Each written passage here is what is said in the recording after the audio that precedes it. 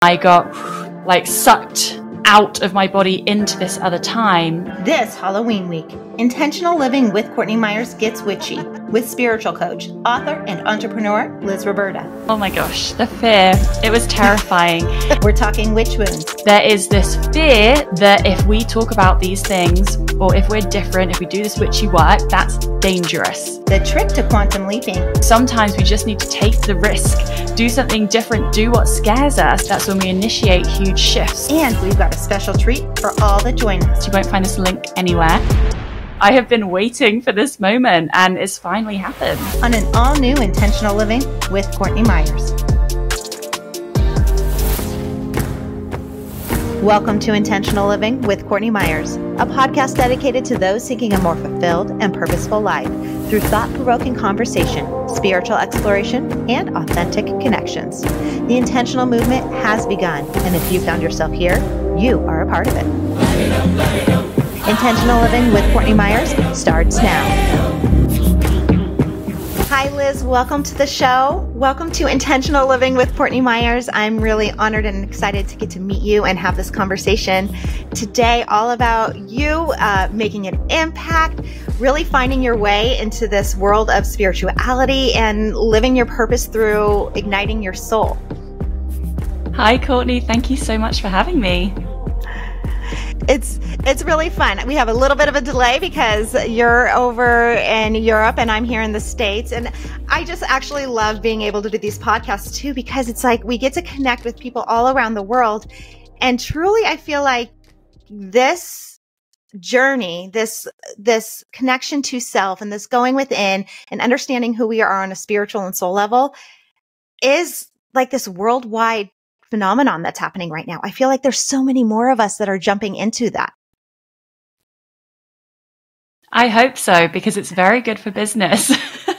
I see it too. There's a lot of people awakening. More people than ever are starting spiritual businesses. And I just did a training the other day about coaching. And I can't remember the statistics now, but it's growing at a huge annual rate. The coaching industry is the second fastest growing industry in the world. Same for the wellness world as well. So when you combine the two things, you're doing coaching in the wellness world. They're both growing about 5 to 10% year on year. So, I think a lot of people are waking up. My husband actually had his spiritual awakening this weekend. So, what? Yeah. Full what on, happened? third eye opened. So we've been together for 12 years, married for 4 years. And he's always been kind of agnostic, open-minded, but not into spirituality. And then this weekend, it was actually my friend came to stay, who's also spiritual. I met her at a Hay House event in 2019. She came to stay, and then he started being able to telepathically hear what we were thinking, what we were going to say next. And he was just freaking out.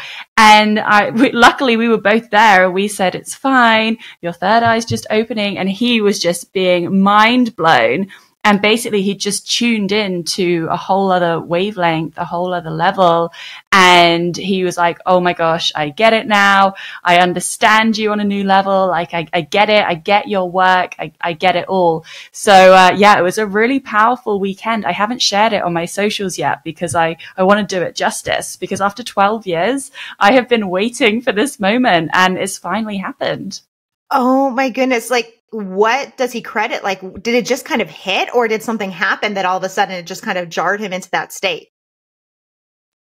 So he'd spent the day surfing with his friends. We live in Devon in England, which is a seaside holiday place. And he'd spent the day surfing. We've had the most incredible weather. We're in a heat wave at the moment. It's 28 degrees, gorgeous sunshine. And he'd spent the whole day surfing and then came home and we were just watching a film. I can't even remember what film it was. And while three of us were sat on the sofa, he just started picking up on a new kind of psychic channel. And he's always been intuitive. I always pay attention to what he says because he often ends up being right. He just has this very humble, natural intuition. And it just reached a whole new level. And I partly think it was me and my friend being there. And that was obviously just the moment it was meant to happen. But I had an Akashic Records reading not long ago, just a few months ago, and she said he'll get it while he's doing this woodwork course. So he was an engineer for 10 years, and then he just in June changed and he left engineering behind, and he's now doing a woodwork course for a year. And so in this Akashic Records reading, she said he's going to have his spiritual awakening while he's doing this woodwork course. I didn't think much of it. Whenever I have readings, I don't hold on to it. If it happens, great. But, things change, timelines change. So I didn't hold on to it. And then it did happen. So she was absolutely right. Isn't that amazing that it's usually through those creative pursuits when we really truly start to tune in? But even like you said, he was like intuitive the whole time. And I think that's one thing that we all miss, is that how intuitive we are from the get-go, from the start. It's just like understanding what is actually leading us and guiding us, and really accepting that intuitive guidance that we all have within. But it's beautiful when we actually can wake up and truly be like, oh, that's what's happening. Absolutely. It's just a whole new level of awareness. And when we were talking about spiritual awakenings, because obviously that evening and then the whole next day, we were all talking about it. And that's what we concluded, that a spiritual awakening is just a new level of awareness. It's awareness of your surroundings, awareness of other people's energies, your own energy, how the universe works. And then the next day, he started telling me about manifesting and saying how it's about being on the same wavelength. He's just unlocked a whole new level of insight. It's really, really powerful, and definitely agree with the creative pursuit and being more in the right side of the brain, which is the creative, intuitive side, whereas he'd always been on the left side, engineer, spreadsheets, maths, formulas. So I do think that being in a creative space all day, every day has maybe opened up and unlocked that intuitive channel. I mean, it's so fun when you actually get to experience that awakening or see someone go through it. I've had my husband didn't have so much of like that awakening, but he had that, it was more of like an acceptance. Like he always believed in something. And then he had a friend, I've told this story before, that passed, and very young and sad situation. And I had a girlfriend that was working on her mediumship and practicing it. And so I've said, okay, here's a picture. You can practice on me. I'm a safe space.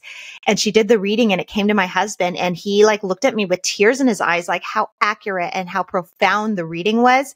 And it was like, I watched him in that moment switch from like, I know that there's something more out there, to like, there is something more out there. It was just kind of like that knowing. And it's really cool to actually get to be able to witness that. And I know in your work, I'm sure you do, because you're coaching and leading and guiding and teaching all these women and others to do that. But like you said, I've read about you, is you actually started in that more left brain industry. You started in like the financial world and banking and things like that. So were you always intuitive, or were you led down this path too?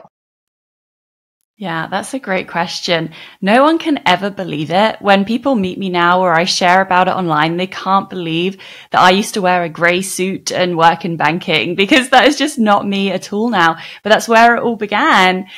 And I was always spiritual. So when I was younger, I used to spend my pocket money on buying incense. I would buy candles, the right color candles that I needed to do spells.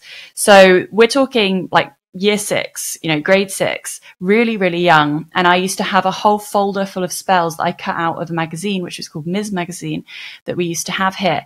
And I always had, and I wasn't doing it for play. I wasn't doing it for fun. I 100% believed with every fiber of my being in my ability to create outcomes.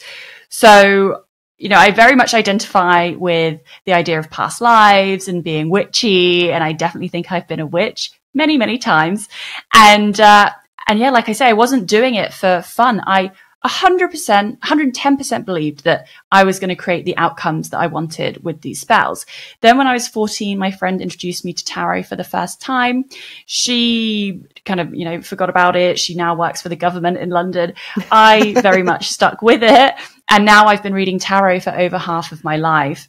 So it was always there, but very much in the background. I had no one else around me who was witchy. Instagram wasn't there when I was young, or the internet largely. So I didn't have access to the information, the possibilities that are available now. I certainly didn't see anyone having it as a career, except for like Sabrina the Teenage Witch, who wasn't real. So I did what any... I mean, that was the dream, but that was fiction. So I ended up doing an economics degree. I was on the JP Morgan grad scheme. And then I quickly realized this is not setting my soul on fire. And I actually had an anxiety disorder. So I went to the doctor with all these symptoms. I had heart palpitations, terrible tension headaches every day, crippling headaches every single day. I had insomnia. I had a really high body temperature and I was sweating. I'd wake up in the middle of the night and I'd be a volcano and I'd have to sit at the end of the bed. It was just this awful cycle that I could not get off. And it was every day. And as you can imagine, being in that constant state of fight or flight, feeling like you're about to go into an exam all day, every day, really wears you down. So I went to the doctor and I was like, I've got these headaches. And, you know, I did an eye test, blood test, all these physical tests, and they all came back fine. And eventually, after multiple appointments, he said, you've got generalized anxiety disorder. Now, I didn't even know what that was until I looked into it. And it was all because I was so out of tune in my life. And that was not what I was meant to be doing. It wasn't who I was. And it ended up making me very, very ill. And the Western medicine solution for that was to put me on beta blockers for eternity. There's no cure. So just take pills for the symptoms. Now, I've never been someone that likes to take pills if I can avoid it. So I was like, right, this isn't going to work for me forever. So then I went down an alternative healing path, the holistic path. I tried Reiki for the first time and acupuncture, healing with crystals. I did a 3-hour third eye meditation, which is actually when my third eye opened for the first time. And ultimately it was 3 sessions of hypnotherapy that cured me of my anxiety disorder. So I always love to promote that modality because it is so incredibly powerful.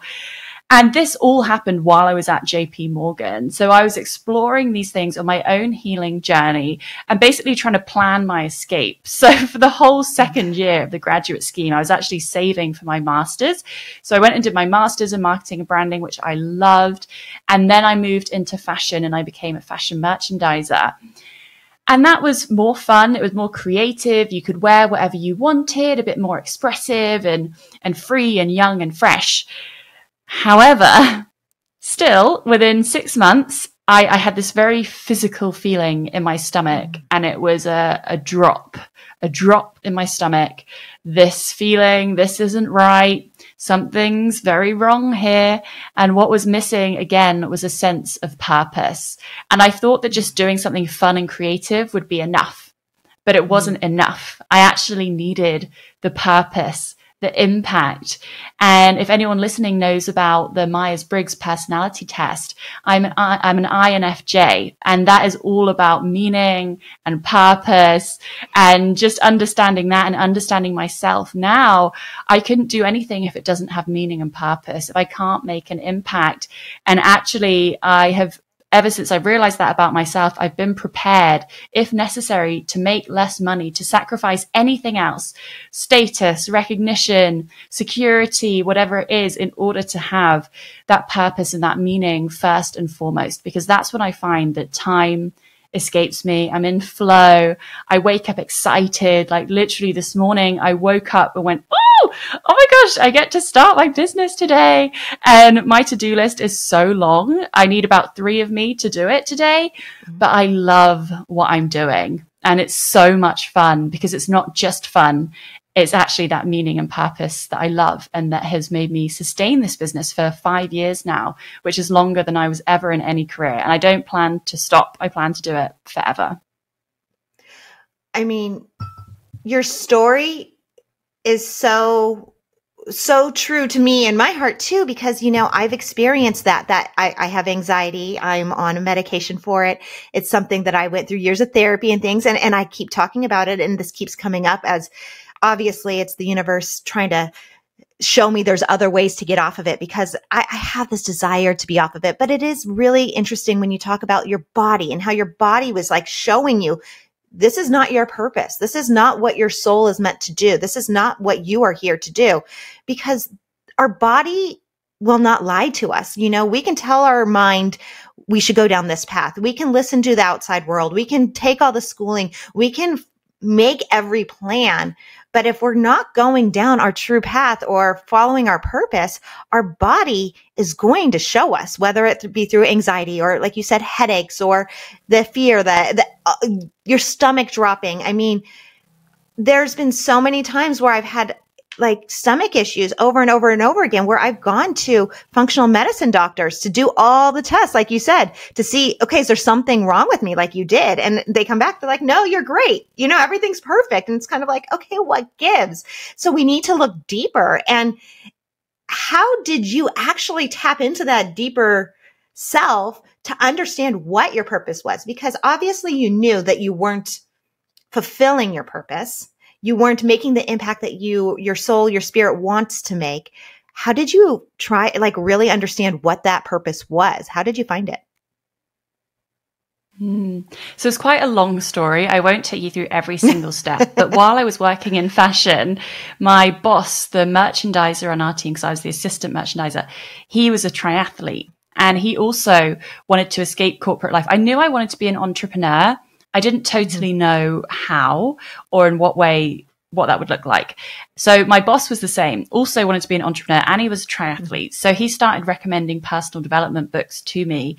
And I read The Secret, I read Rich Dad, Poor Dad, and they were both huge catalysts in my journey. And that was in 2016. And that basically solidified to me that you can create the reality you want, which is so obvious to me now. But at the time, it was like what?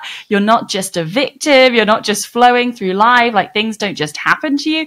It was so big at the time. It was a huge paradigm shift. And then Rich Dad, Poor Dad taught me about entrepreneurship. And basically what it says is that you're never going to be rich if you're in a job, and you're never going to be free. Yes. You're going to work in your job. You're going to retire and you'll just get by. Again, huge paradigm shift. I genuinely believed that I could climb the corporate ladder, whatever industry that was in. And that was my goal.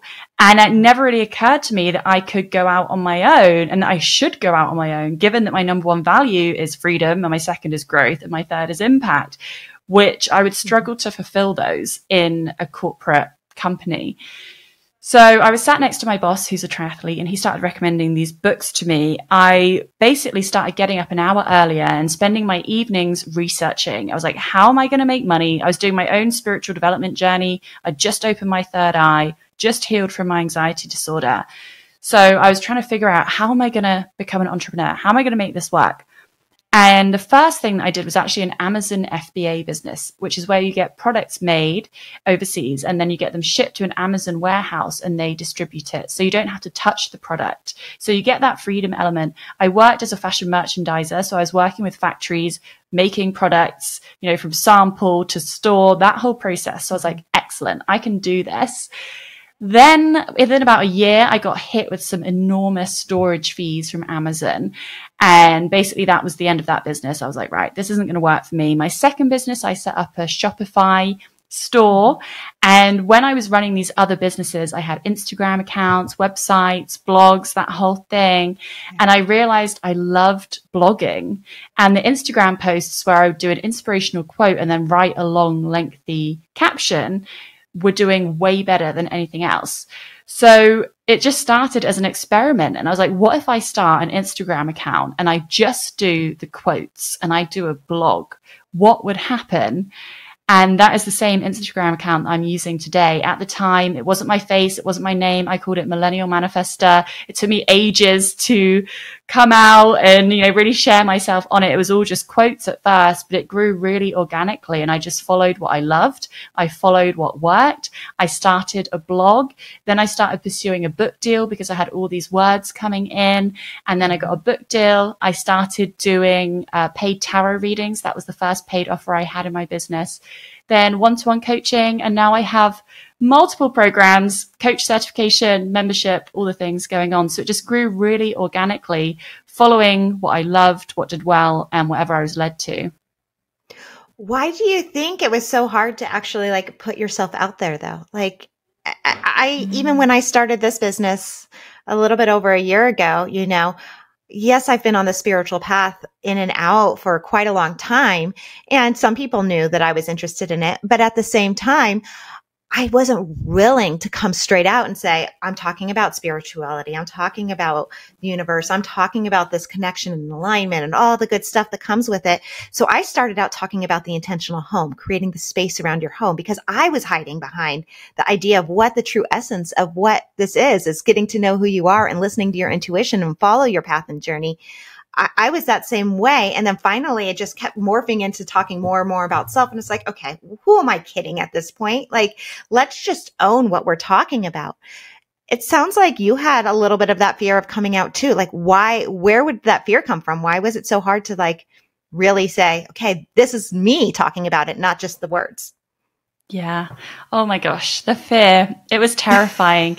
And I see it with everyone I work with at all levels, like one-to-one clients to membership, all my groups. So common. And what it is it's the witch wound. So this is a phenomenon which is in the collective consciousness. Now, I very much believe in past lives. So I do believe that in other lifetimes, I've been a witch and I've been killed multiple times for doing this type of work. So I believe that. But even if you don't connect with that idea and you don't think there are past lives, it lives within the collective consciousness, because it wasn't that long ago people were witch hunted.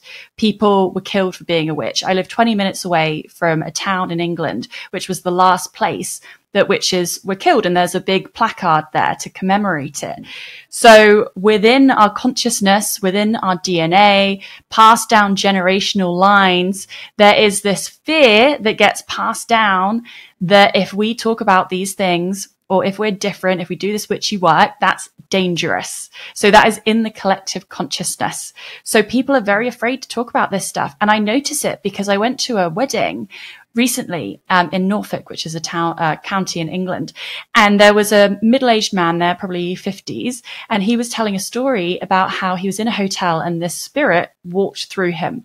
But the whole time he was telling this story, he was like, oh, I don't believe in any of that, and the whole time he was really trying to like negate it, but while telling this very profound story of a spiritual experience that he had. But he was terrified.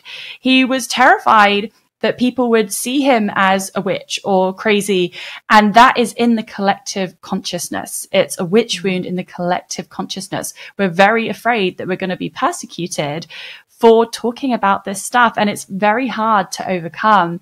And I think it's so important to have community. When I was on this journey, I moved to Glastonbury, which is a town in England, and basically every single shop is a crystal shop. Like, you can't buy anything you need. You can't buy like clothes or socks or anything like tools or stationery. But if you want crystals, that is the place to go.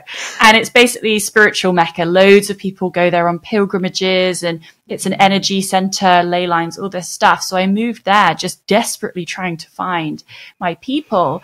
And now a big part of my business is doing groups and communities to bring people together so we have that safe space, because it isn't always safe to talk about this stuff. You may be up against people who are in a religion or people who are hard atheists, and they just don't get it. And even though it is growing, it's becoming more acceptable, I think overall it's not the dominant narrative, especially in England. It's definitely not. So it can be very hard to come out and risk being labeled crazy or stupid or woo-woo or any of those things. And especially for me, my goodness, was it my karma? Because my whole life, I wanted to be approved of. I wanted to be seen as successful. I didn't realize it at the time, but I desperately wanted status. Like, I wanted to do well. I wanted to be seen as successful and all those things for my own validation, because of, self-esteem and all that good fun stuff. And then actually being on this spiritual path was the antithesis of that and the undoing of that, because it meant becoming an outcast in a way. And it meant undoing all of that and people thinking, what are you doing? Like, this is nonsense and all of that. And I have had to make my peace with that, because I'm going to do this no matter what. It's my calling. It's my purpose. But very, very karmic for me personally. And yeah, very hard. I do feel, though, that it's changing. I think the children that are being born now, I've got 5 nieces and nephews, and they seem to just be coming out so much more tuned in. very intuitive from the get-go. So I do think we're going to see a very rapid acceleration of people awakening more and more. And then the kids coming in now, I think a lot of them won't even go through their awakening. I think they're already coming through awake. Well, I think especially if the more that we can accept it and the more it becomes mainstream and the more we don't necessarily dismiss it when we're talking about it. Like you said, I mean, I am so in line with you on all these things that you're talking about, like the self-acceptance. What are people going to think? You know, wanting that validation, the success, the status, all of that. And then all of a sudden you veer off of like the norm, what the Western world or what community says we're supposed to be working on. And you go into this path that people don't necessarily understand, or you have to apologize for talking about your intuition or your energy or your vibes. You know, it gives us that sense that we can't accept it. So then when we have to finally let go of what the outside world thinks, which is really what this podcast is all about, is learning to tap in and find that self-acceptance from within. So you don't need all those outside trappings. Then we can really step into that flow that you talked about and really live our purpose. And I agree with you with the children, because like I said earlier, I have 2 very young kids, and I'm trying to foster that in them now, that their intuition, and talk about their dreams. Or, you know, my grandfather recently passed away, and both of my kids, they were very young last time they saw him. So it's not like they really had a great memory of him, and they are talking about him at all times and how he's protecting them and he's coming to them. They point out to pictures of him when he was younger, like in his teenage years. Oh, that's Big Papa, you know, like, and so as opposed to be like, oh no, you know, like I very much like, let's talk about it a little bit more. My daughter says my grandfather comes to her as a butterfly and he's there to protect her. And it's just this beautiful acceptance. And I think the more that we can be conscious in our parenting and help that with our children, we do help shift the narrative so that this does become more acceptable, because we need this. We need to be able to find that purpose to really change the dynamics of the world and the burnout and all the trappings that I think we found ourselves in. Absolutely. And I love that you say that, because I want that for my children as well. I don't have children yet, but I'm so excited for when I do, because I'm going to make this stuff okay and natural and normal. And I have a niece who is very, very psychic. I mean, you can tell just from looking at her eyes are just like very switched on. And she said that she's basically getting visitations at nighttime, and she got thrown out of her bed and there's these like bad spirits. So I told her, this is what you do. This is the prayer you say before you go to sleep at night. This is your protection and things like that. And I mentioned this to one of my communities, and one of the women in there was like, she is so lucky to have you. And I thought about it and I hadn't really realized, but I guess she is, because I didn't have anyone like that. When I was going through my spiritual awakening, it was so lonely. My husband didn't get it. My friends didn't get it. A lot of them still haven't, you know, that group still haven't gone through theirs. So it was a desperately lonely time. And it really sparked a whole pilgrimage, a whole journey, trying to find what was happening to me, trying to find people who were on my wavelength, because that's really what happens when you go through your spiritual awakening. You're just tuning into a whole different wavelength, a whole new level of awareness. And I needed to find people who were also there with me. So yeah, hopefully if we make this more normal and just part of the narrative for the younger generations, it will make it so much easier for them, so they don't have to go through all of that. Well, and I think that's huge, is if you are going through an awakening or you do find it hard to really step into this, is to find that community and find your people.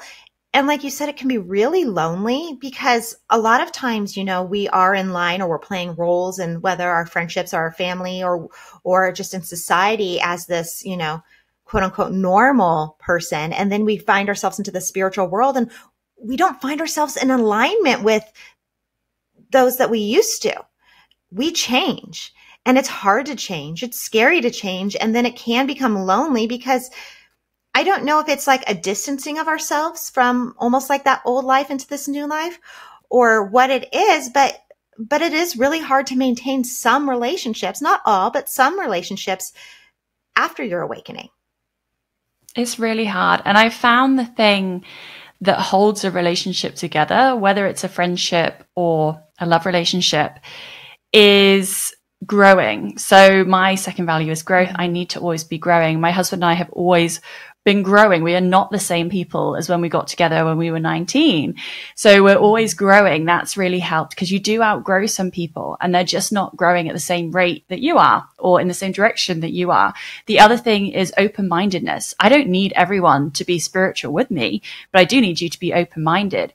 My brother is a reverend, a Christian priest. So, and we're still close, but we get on. And it's like, I just need that open-mindedness. I don't need you to be on the same path as me. But if someone's really anti, which some people are, and are actively against, then those are the people that I can't have in my life. But I'm all for people with different spiritual connections or whatever, as long as there's that open-mindedness and that acceptance that goes both ways. Yeah. Well, growth is huge, being willing to grow and learn, because when we stop that growth, I feel like we just stop almost living in a way. I mean, how dull would life be if we're in the same position we are now as in 10 years from now? And how amazing is it when we can allow ourselves to grow or even leap? I know you talk a lot about the quantum leaping and creating your reality. I mean, how do we accelerate that at times? You know, how do we grow in a way that we want to really achieve our real purpose and make that impact that we want in life? The big thing that I've realized that initiates rapid growth, which is a quantum leap, it's rapid growth in a short space of time. And the thing that I've realized really kicks it off that most of us don't want to do, and it's taking risks. So it's leaving your comfort zone. It's leaving your zone of safety. It's doing something scary and doing something new. So for me, I actually went traveling for 1.5 years. I've been back in England about 6 months, but I traveled the world full time. I went to Costa Rica on my own for 2 months, and then my husband was with me for the last month. And I landed and I almost had a panic attack. I was on the edge of a panic attack because I realized, got to the middle of nowhere and everyone spoke Spanish, and I spoke no Spanish. And I was in the middle of the rainforest. There were no roads, no addresses. It was all coordinates. And I was like, what have I done? What have I done? But that initiated a huge quantum leap for me, grew my business, grew my capacity, because I'd faced the very edge of my comfort zone. So sometimes we just need to take the risk, do something different, do what scares us, and then that increases our capacity. And as we step forward into the unknown, that's when we initiate huge shifts. And that's what shifts time as well, because we're stepping closer to our ultimate potential, stepping outside of our current selves and into our next level selves. Well, even you being guided to take that trip and go there had to be something more pushing you in that direction. You wouldn't have wanted or to do it or even contemplated taking that risk if there wasn't something within you saying that this is for you, right? Definitely. I went to a specific town called Santa Teresa, and people kept mentioning it. And it was absolutely right. Of course, it was totally divine. So that's definitely part of it. But I don't think it's about taking risks from your mind. I think it's about feeling that something or getting the signs. You know, everyone's always talking about this thing, or you're getting shown this thing over and over again. But often our mind will try and talk us out of it. But when we just follow it, amazing things can happen. Yeah, I mean, I know signs are a big thing. Talking about manifestation is a big thing. All of that, you know, those seem to be almost acceptable spiritual topics that as a mass consciousness we all talk about. And I do believe in them, but it is hard. It is hard to get out of your mind sometime and accept those signs, or accept that you are creating your reality, and understand where the difference is between your mind and your intuition, or your mind and your inner knowing, because it's kind of like, okay, am I making this up or is this real?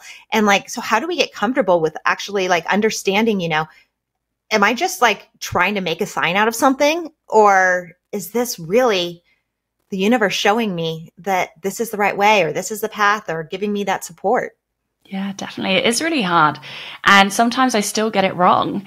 But the way that I've learned is trial and error. essentially, I have a book as well, which I haven't mentioned yet, but it's 21 questions to activate your intuition and find your life purpose. So I do 21 exercises in that to help you connect with your intuition. But the main thing is trial and error. And there's one exercise in there, which is all about writing down every time you get an intuitive hit or a sign, so that you have a record, and then you can follow it and see what happens. Or if you go against it, okay, that's what happens. Like, the way I learned to follow my intuition was from all the times that I didn't. I had a bad gut feeling. I went against it, and then I was like, oh, catastrophe, or shouldn't have done that.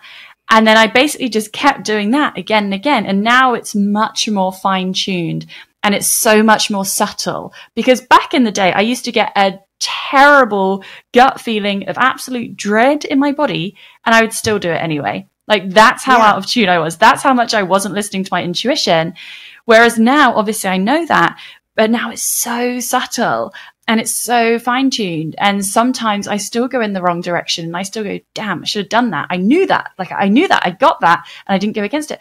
So it's just about trial and error. It's about forgiving yourself when you don't get it right. It's never going to be 100% right, but that's how we learn. And then next time you can go, oh, I got that feeling, and then I did that. That didn't go well, so I'm going to do the other thing this time. And it's just constantly course correcting and practicing trial and error, trusting yourself, and just adding everything up so you can get better and better and better. I think it's very much a journey rather than, oh, you're going to be 100% perfect all the time.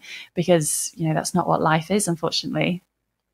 No. And I think, you know, we have to have those failures or those missteps along the way just to help us understand that. Even those gut feelings. I mean, I remember it doesn't have to be these huge tragic events that happened. I remember I was parked in my parents' driveway at one point, spending the night with my children. My husband was out of town, and I kept getting this feeling, go move your car, go move your car, go move your car. And I was tired, and I didn't want to move my car. So I left it in the driveway. Sure enough, 6 a.m., I woke up to a big crash in the driveway. My dad forgot that my car was parked in the driveway and backed his car out of the garage right into mine. You know, it was just a little thing, but it's kind of like one of those times. It's like, okay, I deserve that at this point. You know, it's like, I heard I should have listened, but I didn't. You know, it's not, intuition doesn't always have to be so serious. It doesn't have to be these big life-changing events that it's coming through. It can be like, move your car so your dad doesn't hit it. I mean, it could be as simple as that. So, but it's really hard to sometimes accept it, because I mean, I'm a person that is constantly in my mind. And as much as I know, and as much as I've learned, and as many mentors as I've had, and books that I've read, I still sometimes struggle with that mind intuition tug of war. Absolutely. We need both. So they both serve us. I think it's about finding a balance between them, and they both have their place. If you think of, say, a surgeon in the operating theatre, they need to use their logic, their analytical skills, what they've learned. But I mean, I'm not a surgeon, so I don't know for sure, but I'm sure there's also sometimes where they're maybe just feeling something or being guided towards something, or it doesn't make total sense, but they have to go a certain way. It's about using the two things together. I've done some reading about intuition in terms of the science of it. And basically what they found was exactly that even people who are really high level stock traders, for example, the vast majority of the time they are using the data and the evidence and the statistics. But what they found was that they also sometimes just went on a hunch, a gut feeling, a nudge, their intuition. Like, we're all using it. We're all using both. So they both have their place. It's not that we have to be 100% intuitive all the time or 100% logical all the time. I think it's about learning to balance those two sides of ourselves and use them both when they're appropriate.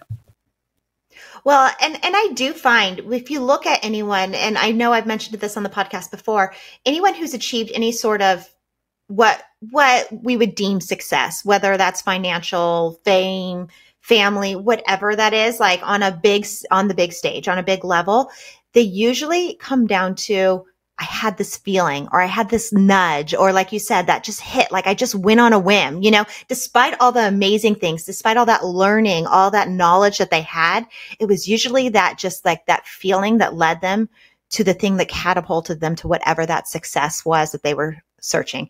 I even was the other day, Sarah Blakely, who created Spanx, I saw a little tidbit of her on Instagram saying, you know, this is the one thing that they don't talk about in business is trusting your gut, trusting your intuition. That's the one thing that you're never going to learn. It's just you need to follow.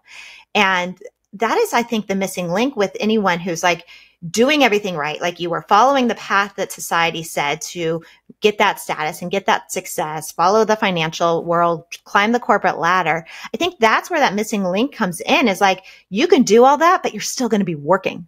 You're still going to be working for someone else, and you're not going to be making that impact, and you're not going to be really following your purpose. And it takes following your intuition. And I'm guessing by following your intuition, you are finding that success that you desire. Definitely. And the fulfillment as well. Mm-hmm. I did wonder at one point, am I just really flaky? Because I couldn't hold down a career, you know, I was always getting bored. It was always wrong. But deep down, I knew I was actually very dedicated. I just hadn't you know, it's like dating. You find people and they're not quite right. They're not quite the one. And then you find the one, it's like, oh, this is it. Like I'm done. I'm off the market. It's kind of like that with my career as well. So, yeah, definitely the success, the fulfillment, the longevity. I always had a feeling, I was like, when I started in this business, you know, I wasn't making money for years at first, but I knew that ultimately I would make way more in this than I ever did in my careers. And that's absolutely true. So yeah, definitely. But it's not overnight. Right. When you start a business, it's not overnight, but if it's the right thing, you'll be happy to do it forever.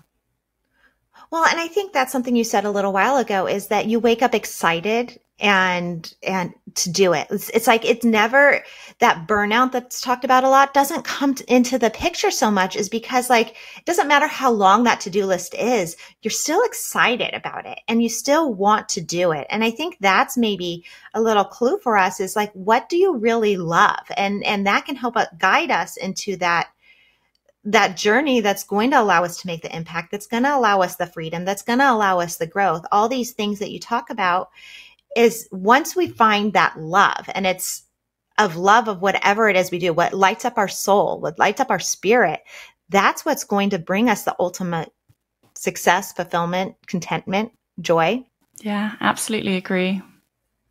But I do actually want to touch base. I want to circle back though on the past life thing. So past lives do fascinate me. I've always been very, very into them. I think I have a past life in either an English or a French court, because even when I was born, my parents, I think, had two other names picked out for me, like Heather or Brooke or something else. And then they looked at me, they're like, no, your name is Courtney. And it's like means, I guess it means from like of the court. And growing up, I guess I was walking through a mall and I pointed at a stage. There was like a little beauty pageant going on. I go, Mom, I want to do that. I want to be the queen. And I've always been so much drawn to things like English and French history and culture and, you know, the royalty and the courts. And I joke around about it that, you know, I think in past life I was Anne Boleyn, because there is a little bit of that witchiness about her and having that fear of, you know, having my head chopped off if I go down this path. So you believe you have a past life as a witch? Multiple. So I've done 2 past life regressions, which is where I think they're about four, I think one was 5 and one was 4 hours. Like, they are long. It doesn't feel like that when you're in it. So I saw multiple past lives there, and I was like sobbing in one of them. It's a very visceral, very real experience that you really have to try it to understand. It's not just your imagination. You really have to experience it. So they're very profound. And I saw multiple past lives then. I also did a Temazcal in Mexico, which is a sweat lodge. And while I was doing that, it was in darkness. There was this fire. It was hot, smoky, pitch black. And I got like sucked out of my body into this other time. And again, it was very visceral. I was there and I was tied to a stake looking at my husband and kids while I was being burnt at the stake for being a witch. And again, I was sobbing, crying my eyes out, releasing all this grief from my body.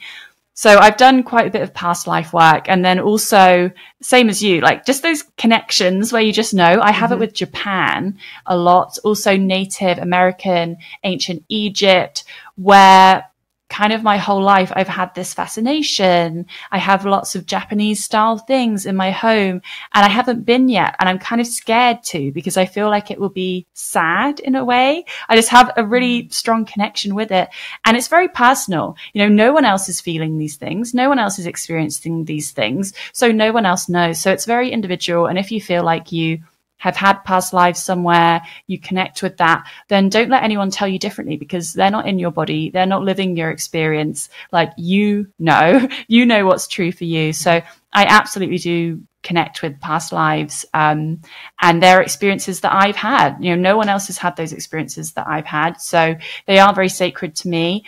And yeah, been a witch multiple times, and killed 3 that I know of for being a witch. So do you think, I mean, because obviously you talk about like the quantum time leaps and like that space, the quantum space. Do you think they're actually truly past lives, or do you think their lives were living simultaneously in different timelines? Great question. Yeah, simultaneously different timelines. So I'm not an expert on time. It's very confusing, but I have a program, which is a spiritual coach certification. There's a whole week on quantum leaping. So I teach about time and a bit of Einstein's work, Joe Dispenza's work. And so it's just from researching all of that I know it is simultaneous in space time, and they are real present moments elsewhere. And they're not actually past at all. But yeah, I'm definitely not a physicist. This isn't my area of expertise, but you're absolutely right. They are allegedly still very real in a present moment elsewhere, rather than behind us like we'd like them to be. Yeah. Yeah, that's what I've been starting to feel more of and believe a little bit more of. Like, these are simultaneous things that are happening. Like, we're in these 2 timelines completely. And that's, I think, also why we can feel it so much, like in this present moment where I am right here, why I can feel that past, what we would call a past life, so vividly, is because we are that still.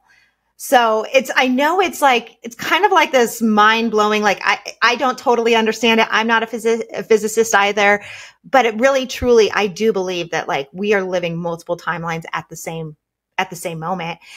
And that also comes into that whole concept of, even with manifestation, how you can just kind of like, you're already living that timeline of abundance or parenthood or whatever that is. You just have to raise yourself to that timeline. I mean, is that the same kind of concept, would you think? Yeah, so I teach a lot about embodiment and about how embodying your next level self starts to force your reality to shift and catch up with you. And it requires a lot of belief in your own power. But absolutely, there's so many possibilities out there. I believe that we're destined for different things, and we'll know what that is by what we're pulled towards, what we feel drawn towards. It's not that every single person in the world wants to be an A-list celebrity or is going to be an A-list celebrity. I do think that as a soul, we come here with certain lessons to learn, different options for what we can achieve, different options for what we can do. I think we're constantly at these junctions, these crossroads. So I think it's a tough question, you know, fate or free will. And I think it's both. It's a really big question to answer, but absolutely. Yeah, I do think that that we can shift towards our highest potential through our embodiment, through who we're being, and by being able to hold that and stick to that, because it's not always easy, but being able to believe without proof is what creates huge success. And if you look at anyone who's achieved massive things, you can see that in their story. They believed, they kept going. They had no fame, they had no money, they had none of that. And then eventually they ended up being the best at the world, you know, in boxing or acting or, you know, bodybuilding. You know, I watched the Arnold documentary on Netflix, and he's a great example of that. So he just talks a lot about visualization, and basically with visualization, if you're doing it properly, you're fully embodying being in that other moment, that future moment, and you're fully being there And the more you believe it and the more you make it happen through who you're being, then it starts to shift your reality to catch up with you. So like I said, it requires a huge amount of belief in your power to be the creator of your reality. And that's why so many of us fall short, because we haven't got that full belief, that full knowing of just how powerful we are, which is the foundation of co-creation and manifesting. Which is really hard. It is really hard to stay in that belief when the outside world isn't mirroring that to you or showing you it, really embodying that and feeling that. It comes back to that feeling it when it's actually not there. How do you feel that you have $1 million in the bank when your bank account says 100? It is really hard to embody that, but it's true. And that's really where your imagination comes in. I think that's where we really have to, like we talked about at the beginning, hone that creativity and work on those aspects of self, those things that come so natural to us as children, even coming full circle into that conversation, because those things as children that we did so innocently will serve us so much better as we move forward in our life. If we can embrace that fun, if we can embrace that creativity, if we can embrace that imagination, that will only help us to strengthen that embodiment and create what we really want to create in life. Definitely. So you obviously have done years and years of lifetimes of work in this space, and you have books and courses. So how can anyone get in touch with you and learn from all the magic you have created? Amazing. Thank you so much. This has been such a fun discussion. I've loved it. Instagram is where I am most of the time. So that's at I am Liz Roberta. My website is lizroberta.com. Whenever I go on a podcast, you won't find this link anywhere, but whenever I go on a podcast, I do offer a free angel card reading. That's just lizroberta.com/reading. My book is published by Hay House. It's called Living in Tune, 21 questions to activate your intuition and find your life purpose. And it's got a very beautiful front cover.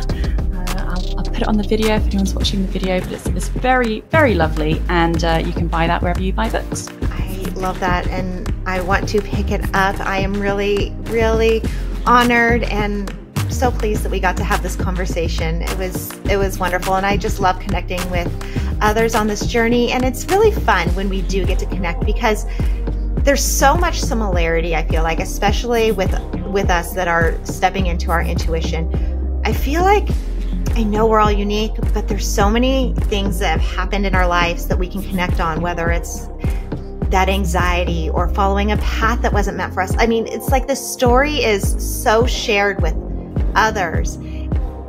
And it's just really nice to know, like, find your community, find the people that you're not alone, and to learn, like, no matter what stage of your journey you're on, like, you can still do this and you can explore this. And there are people like you paving the way to help us do that. Oh, thank you so much. That means a lot. Yeah, hopefully. I'm definitely on a mission to help people believe in themselves and step into their full power, so then they can step into their purpose as well. Well, thank you so much for joining me today, and can't wait to get your book and read it. I'm going to do that soon. Thank you so much, Courtney. This has been amazing. And that's it for today's Intentional Living with Courtney Myers. Thank you so much for listening, and thank you, Liz Roberta, for joining me in such a fun and enlightening conversation all about connecting to our intuition and past lives. I didn't even realize that we would go down that journey of becoming witches and all the other things that are happening in our life, whether they're past, present, going on simultaneously with where we are now. It's really fascinating to me. I have a whole other episode quite a while back about past lives, so check it out. Check out this episode. Check out Liz on her website. I'll put all the information of how to get in touch with her in the show notes and how to get her book. And as always, you can find Intentional Media and Intentional Living with Courtney Myers on our website at CourtneyMyers.com, where you'll find books, courses, and everything else we have going on. So I'm really excited to have you here. Thank you so much for listening, and I'll talk to you next week.